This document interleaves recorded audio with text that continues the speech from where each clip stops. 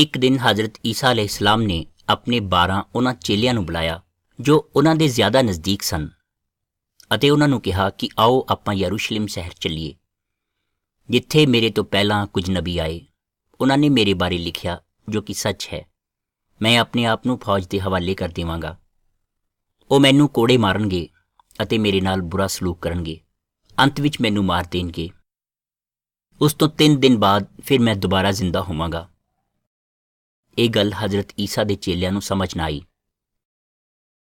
ਹਜ਼ਰਤ ਈਸਾ ਆਪਣੇ ਚੇਲਿਆਂ ਨਾਲ ਯਰੂਸ਼ਲਮ ਜਾ ਰਹੇ ਸਨ। ਜਦੋਂ ਹਜ਼ਰਤ ਈਸਾ ਜਾ ਰਹੇ ਸਨ ਤਾਂ ਰਸਤੇ ਵਿੱਚ ਇੱਕ ਕਿਨਾਰੇ 'ਤੇ ਇੱਕ ਅੰਨਾ ਭਿਖਾਰੀ ਬੈਠਾ ਸੀ। ਉਸਨੇ ਜਦੋਂ ਭੀੜ ਦੇ ਤੁਰਨ ਦੀ ਆਵਾਜ਼ ਸੁਣੀ ਤਾਂ ਪੁੱਛਿਆ ਕਿ ਕੌਣ? ਭੀੜ ਵਿੱਚੋਂ ਕਿਸੇ ਨੇ ਕਿਹਾ ਕਿ ਹਜ਼ਰਤ ਈਸਾ ਜਾ ਰਹੇ ਹਨ। ਉਸ ਅੰਨੇ ਭਿਖਾਰੀ ਨੇ ਉੱਚੀ ਉੱਚੀ ਚਿল্ਲਾਉਣਾ ਸ਼ੁਰੂ ਕਰ ਦਿੱਤਾ ਕਿ ਹੇ ਈਸਾ, ਹੇ ਦਾਊਦ ਦੀ ਔਲਾਦ, ਮੇਰੇ ਉੱਪਰ ਰਹਿਮ ਖਾਓ।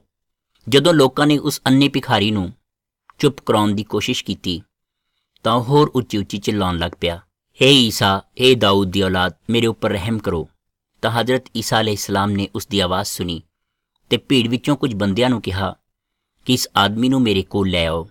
ਜਦੋਂ ਉਸ ਅੰਨੇ ਭਿਖਾਰੀ ਨੂੰ ਹਜ਼ਰਤ ਈਸਾ ਕੋਲ ਲਿਆਂਦਾ ਗਿਆ ਤਾਂ ਹਜ਼ਰਤ ਈਸਾ ਨੇ ਅੰਨੇ ਭਿਖਾਰੀ ਨੂੰ ਪੁੱਛਿਆ ਕਿ ਤੁਸੀਂ ਕੀ ਚਾਹੁੰਦੇ ਹੋ? ਤਾਂ ਉਸ ਅੰਨੇ ਭਿਖਾਰੀ ਨੇ ਕਿਹਾ ਕਿ ਮੈਂ ਵੇਖਣਾ ਚਾਹੁੰਦਾ ਹਾਂ।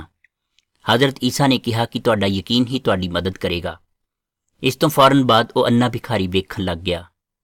ਉਸਨੇ ਅੱਲਾ ਦੀ ਪ੍ਰਸ਼ੰਸਾ ਕੀਤੀ ਅਤੇ ਭੀੜ ਵਿੱਚ ਵੀ ਜੋ ਲੋਕ ਸਨ ਉਹਨਾਂ ਨੇ ਵੀ ਅੱਲਾ ਦੀ ਪ੍ਰਸ਼ੰਸਾ ਕੀਤੀ ਤੇ ਅੱਲਾ ਦਾ ਸ਼ੁਕਰ ਅਦਾ ਕੀਤਾ।